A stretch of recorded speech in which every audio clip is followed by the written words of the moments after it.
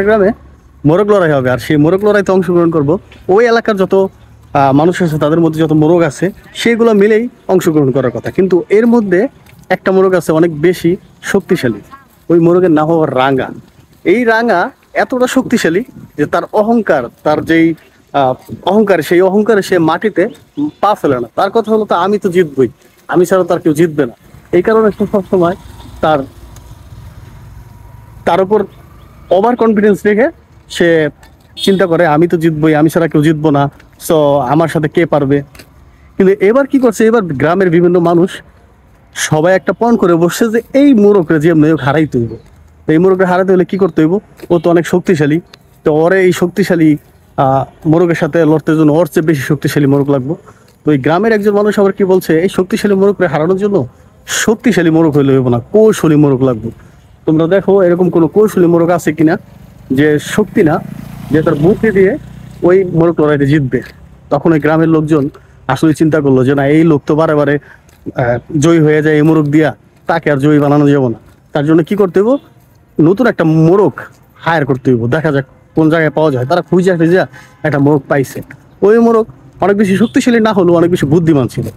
তখন সে ওই মোরগ নিয়ে ওই এলাকায় চলে আসে এবং ওই দিনেই শুরু হয়ে হলো মোরগের লড়াইয়ের প্রতিযোগিতা। তো ওই প্রতিযোগিতায় একে একে প্রত্যেকটা ওই গ্রামের বিভিন্ন মোরগকে ওই মোরগকে হারাই দিতেছে। কিন্তু লাস্টে যখন এই মোরগের সাথে ওই মোরগের লড়াই শুরু হয়, এই মোরগরাও হারাই দেওয়ার চেষ্টা করছে অনেক ওই শক্তিশালী মোরগ। কিন্তু ওই মোরগের শক্তিশালীর অনেক, যেমন শক্তিশালীও ছিল, সাথে বুদ্ধিমত্তাও অনেক ছিল, যার কারণে বিভিন্ন কৌশল ব্যবহার করে এই শক্তিশালী রাঙ্গারে হারাই দেয়। রাঙ্গারে হারাই দেওয়ার পর রাঙ্গা তো রাগে ক্ষোভে একদম নিস্তেজ হয়ে মাটিতে লুটিয়ে পড়ে। কারণ ওর কনফিডেন্স লেভেলটা এতটা নিচে নেমে গেছে, এখন আর সে যে বাইচা থাকবে সেই আশাও তার মধ্যে নাই।